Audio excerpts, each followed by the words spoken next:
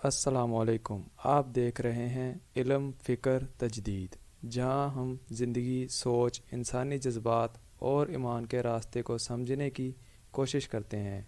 ہر video میں ایک نئی بات، ایک نیا پہلو، لیکن تہذیب، فکر اور خلوص کے ساتھ۔ پھر اس سرزمین میں علامہ اقبال جیسی شخصیت پیدا ہوئی ہے۔ یہ ساری چیزیں جو ہے یہ در حقیقت اشارہ کر رہی ہیں کہ یہ ملک مشیت ایزدی کے کسی طویل سلسلے کی ایک کڑی ہے، اور وہ سامنے آ گیا تھا کہ سن 47 میں یہ قائم ہوا ہے، اور پورے 9 مہینے بعد 14 اگست اور 13 مئی 14 اگست سن 47 اور 13 مئی سن 48 پورے 9 مہینے بعد اسرائیل عالم وجود میں آ گیا۔ اللہ تعالیٰ نے اس عالمی بیماری، اس کے لیے جو علاج ہے وہ پہلے پیدا کیا ہے۔ جیسے کہ حدیث میں آتا ہے ما انزل اللہ من دائن الا انزل له دوان، اللہ تعالیٰ نے کوئی بیماری ایسی نہیں اتاری کہ جس کا علاج بھی نہ اتار دیا ہو۔ اور جیسے کہ ماں کی چھاتیوں میں بچے کی ولادت سے پہلے دودھ پیدا ہو جاتا ہے، اس کی غذا کا بندوبست پہلے ہو جاتا ہے، اسی طریقے سے اسرائیل کا جو فتنہ اٹھنے والا تھا اس کی سرکوبی کے لیے پاکستان وجود میں آیا ہے، اور آج وہ مرحلہ آ گیا ہے تاریخ کا ایک عظیم موڑ۔ آپ دیکھیں گے کہ بڑی مشابہت پیدا ہو گئی ہے۔ ایک طرف بظاہر امریکہ کی مرضی کے خلاف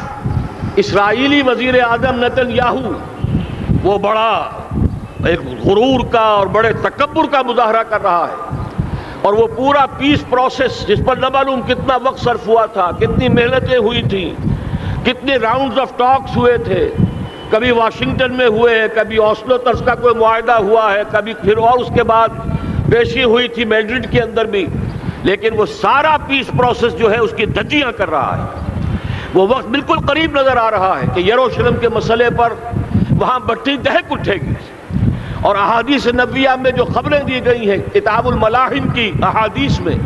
معلوم ہوتا ہے کہ اب اس کا آغاز ہونے والا ہے۔ نتن یاہو کو امریکہ کے خلاف جانے کا اصل میں حوصلہ کیوں پڑ رہا ہے؟ اس لیے کہ اسے معلوم ہے کہ فرنگ کی رگیں جہاں پنجہ یہود میں ہے، چاہے کلنٹن ہو یا کلنٹن کا باپ ہو، یہودی لابی وہاں کی اتنی مضبوط ہے، کانگریس میں اور سینٹ میں ان کا اتنا اثر ہے کہ کوئی بھی وہاں شخص بڑے سے بڑا طاقتور اور بڑے سے بڑا اختیارات کا حامل اسرائیل کی مرضی کے خلاف نہیں جا سکتا۔ یہی معاملہ یہاں نظر آ رہا ہے۔ بظاہر تو ناراضگی کا اظہار ہوا ہے، لیکن یہ بات اب تو کھلتی چلی جا رہی ہے۔ حقیقت یہ ہے کہ یہود اور ہنود کا بڑا گہرا لنک قائم ہو چکا ہے، اور یہ بھٹیاں اب دونوں طرف دہکیں گی۔ میں اس سے پہلے بارہا کہہ چکا ہوں، ملت اسلامیہ تقریباً 150 کروڑ افراد پر مشتمل ہے، لیکن اس میں سے تقریباً 20 کروڑ عرب ہیں۔ ان کو اللہ نے خصوصی فضیلت دی تھی، یہ تھے کہ جن کی زبان میں قرآن نازل ہوا، خود محمد عربی صلی اللہ علیہ وسلم عرب تھے،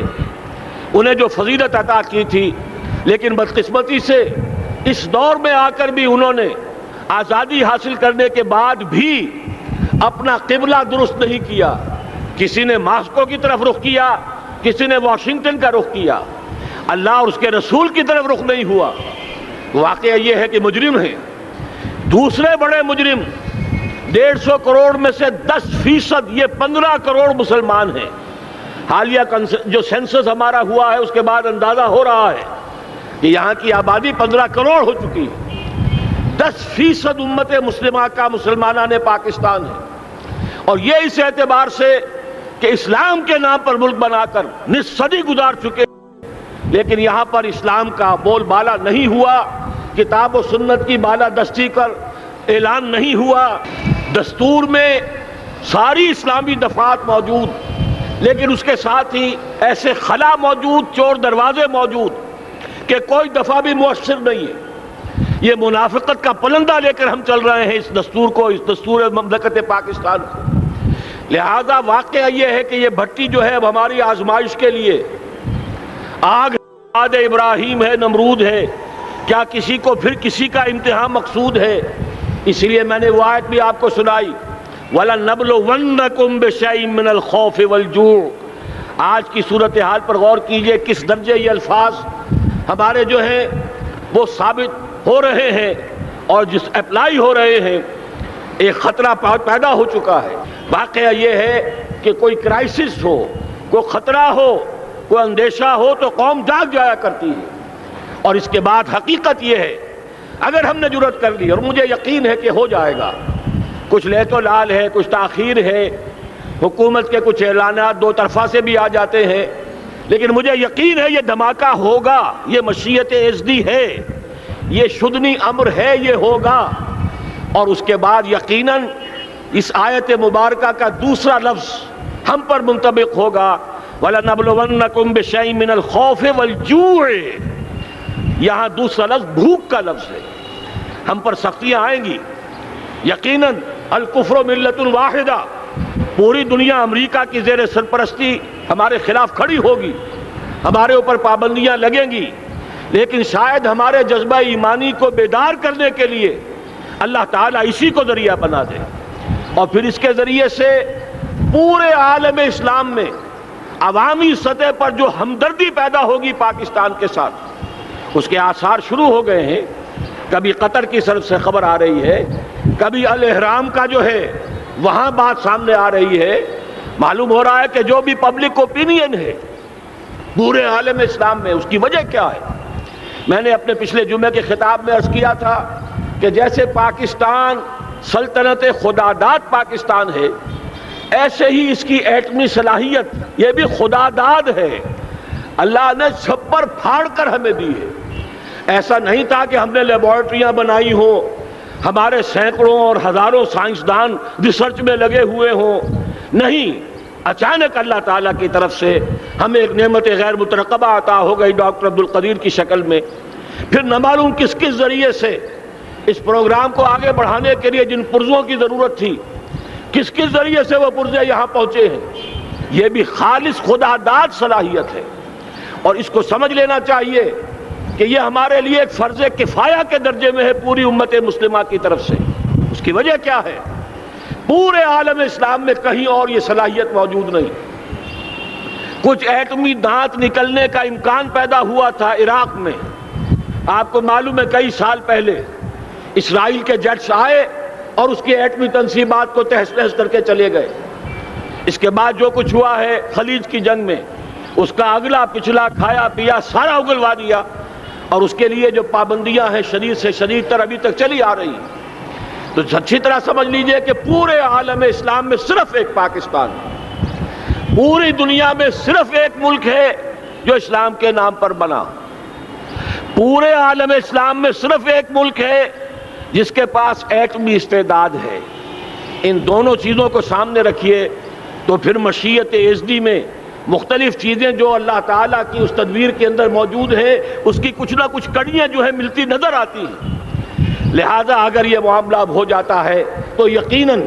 اگرچہ سختی آئے گی، وَلَنَبْلُوَنَّكُمْ بِشَيْءٍ مِّنَ الْخَوْفِ وَالْجُوعِ، لیکن ایک تو یہ کہ اس قوم کے اندر سے انشاءاللہ جذبہ ایمانی برآمد ہوگا، اس قوم کے اندر سے ایثار اور قربانی کے جذبات برآمد ہوں گے، پورے عالم اسلام کی اخلاقی سپورٹ اسے حاصل ہوگی۔ اور میں یہ سمجھتا ہوں کہ جیسے نوائے وقت نے بھی بہت اچھا کیا، کل یا پرسوں کے اپنے جو سر وقت پر وہ احادیث شائع کر دی ہیں، جن میں سے دوسری حدیث بڑی معنی خیز ہے۔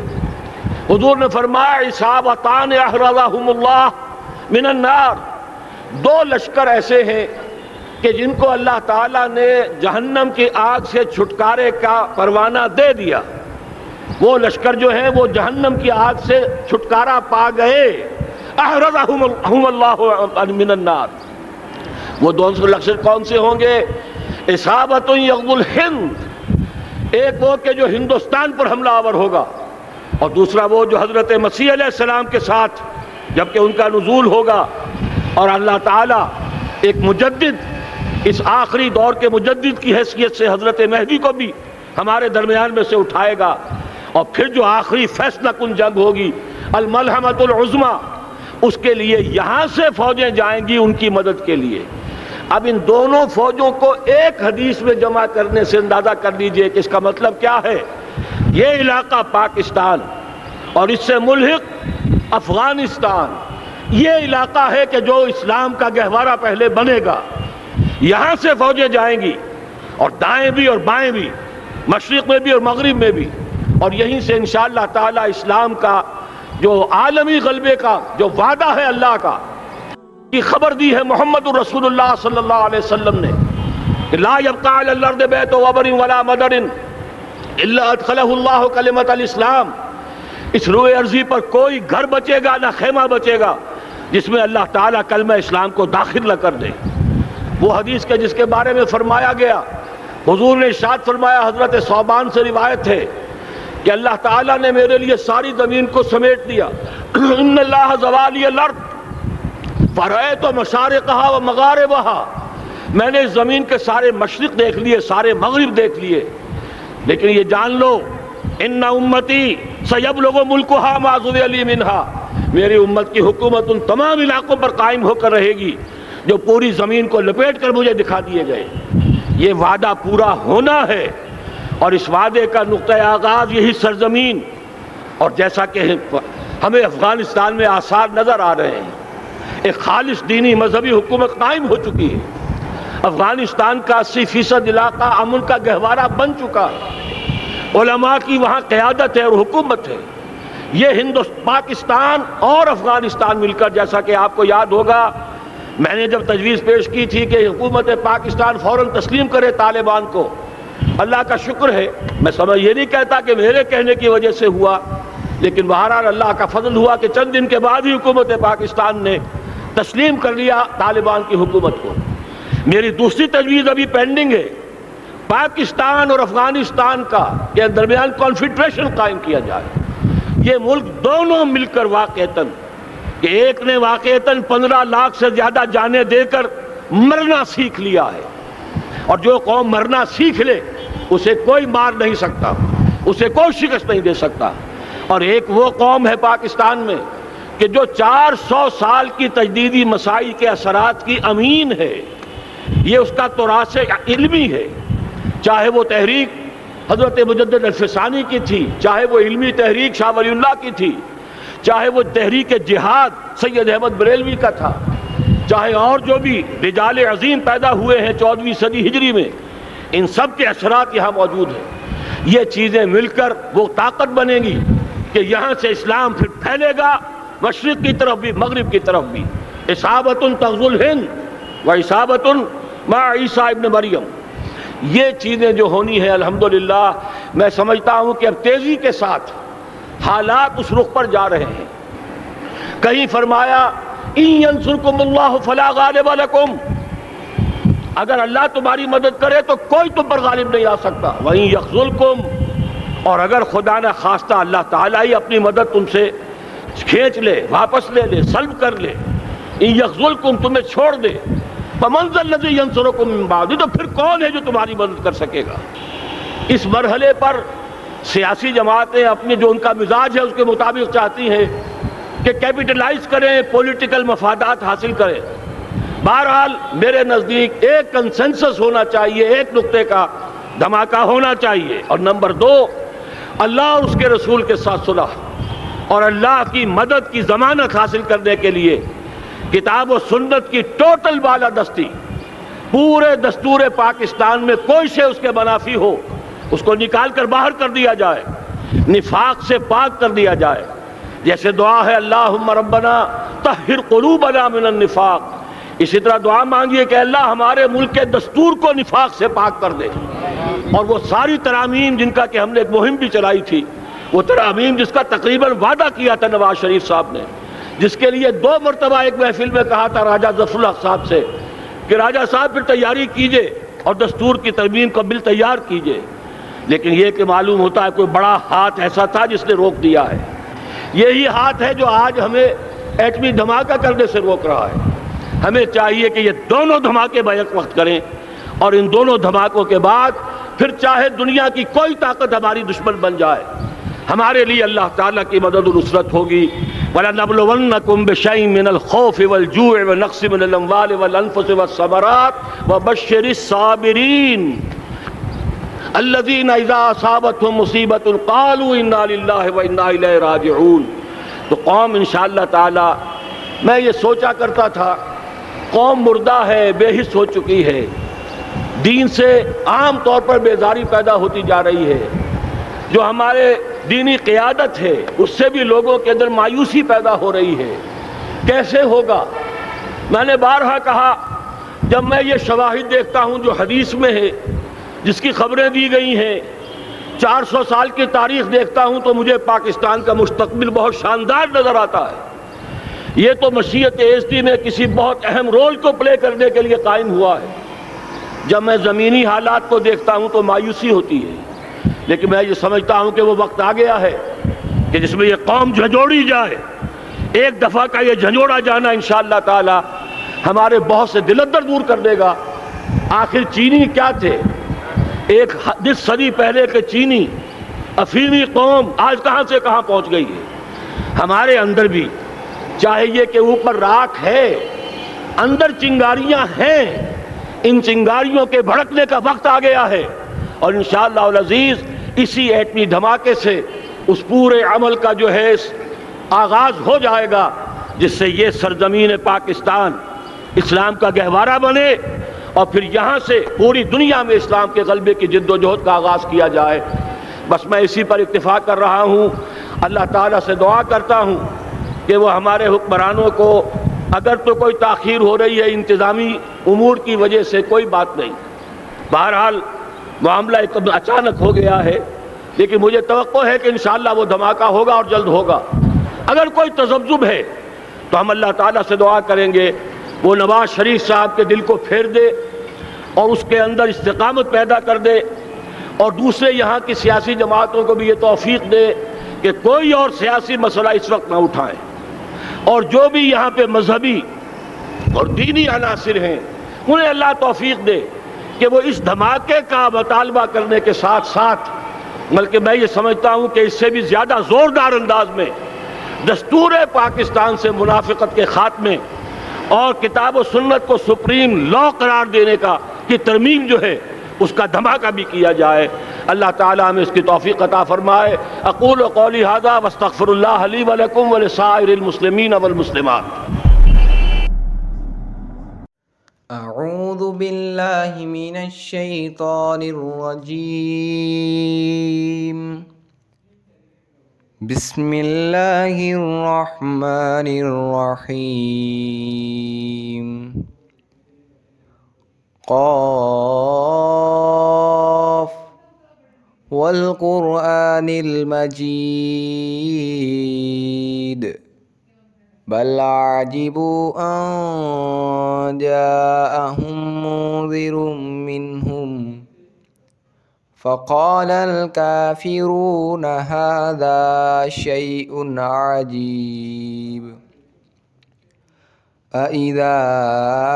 متنا وكنا ترابا ذلك رجع بعيد قد علمنا ما تنقص الأرض منهم وعندنا كتاب حفيظ بل كذبوا بالحق لما جاءهم فهم في أمر مريج أفلم ينظروا إلى السماء فوقهم كيف بنيناها وزيناها وما لها من فروج والأرض مددناها وألقينا فيها رواسي وأنبتنا